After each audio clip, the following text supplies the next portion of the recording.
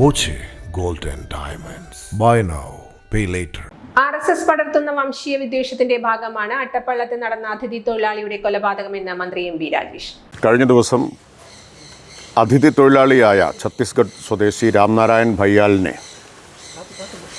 ആൾക്കൂട്ട വിചാരണ നടത്തി കൊലപ്പെടുത്തിയതിൻ്റെ പിന്നിൽ സംഘപരിവാറിൻ്റെ വിദ്വേഷ രാഷ്ട്രീയമാണ്. ബംഗ്ലാദേശി എന്ന് ആരോപിച്ചുകൊണ്ടാണ് തൊഴിൽ തേടിയെത്തിയ ആ യുവാവിനെ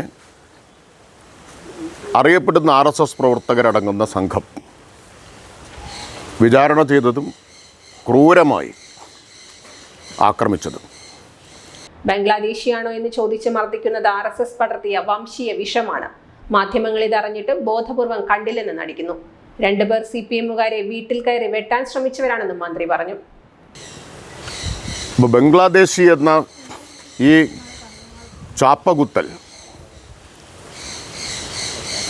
വംശീയ വിദ്വേഷത്തിൽ നിന്ന്, വംശീയ രാഷ്ട്രീയത്തിൽ നിന്നുണ്ടാവുന്നതാണ്.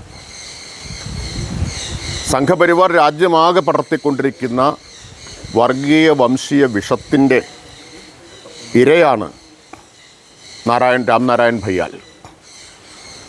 പക്ഷേ നിർഭാഗ്യകരമെന്ന് പറയട്ടെ, ആൾക്കൂട്ടക്കൊല എന്ന് മാത്രമാണ് മാധ്യമങ്ങൾ ഉൾപ്പെടെ ഇപ്പോൾ പറഞ്ഞുകൊണ്ടിരിക്കുന്നത്. എന്തുകൊണ്ടാണ് അതിന് ഉത്തരവാദികളായിട്ടുള്ള ആളുകൾ ആരാണെന്ന് വ്യക്തമായിട്ടും ഇപ്പോൾ 4 പേരെ അറസ്റ്റ് ചെയ്ത് കഴിഞ്ഞല്ലോ.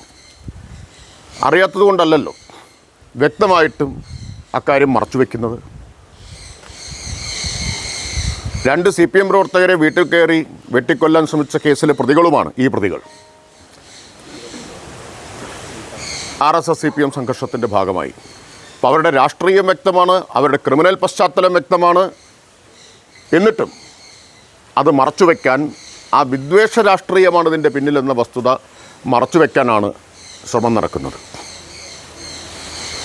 ഇതിൽ ഏതെങ്കിലും തരത്തിലുള്ള CPM വിദൂര ബന്ധമെങ്കിലും ഉണ്ടായിരുന്നെങ്കിൽ എങ്ങനെ ആഘോഷിക്കപ്പെട്ടിട്ടുണ്ടാകുമായിരുന്നു ഈ ആൾക്കൂട്ടക്കൊല?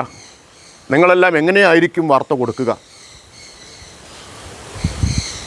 ആരെല്ലാം മറുപടി പറയേണ്ടി വന്നേനെ? ഇപ്പോൾ സംഘപരിവാർ നേതൃത്വത്തിന് നേരെ ഒരു ചോദ്യവും വരുന്നില്ലല്ലോ, മിണ്ടുന്നതേ ഇല്ലല്ലോ. അവരുടെ പ്രതികൾ അവരുടെ പ്രവർത്തകരാണ് എന്ന കാര്യം. ചില വാർത്തകൾ ഞാൻ ഈ സന്ദർഭത്തിൽ ഓർമ്മിക്കുകയാണ്. CPM നേതാവിൻ്റെ ഡ്രൈവറായിരുന്നയാളുടെ ബന്ധു എന്നെല്ലാം പറഞ്ഞ് വാർത്തകൾ വന്ന് ഓർക്കുകയാണ്. ഇവിടെ നേരിട്ട് പ്രകടമായിട്ടും ഇക്കാര്യം വന്നിട്ടും ഇത് മറച്ചുവെക്കുന്നത് വളരെ വളരെ നിർഭാഗ്യകരമാണ്. അത് മറച്ചുവെക്കുക വഴി നാം ഈ വിദ്വേഷ രാഷ്ട്രീയത്തിന് വളമിടുകയാണ് ചെയ്യുന്നത്.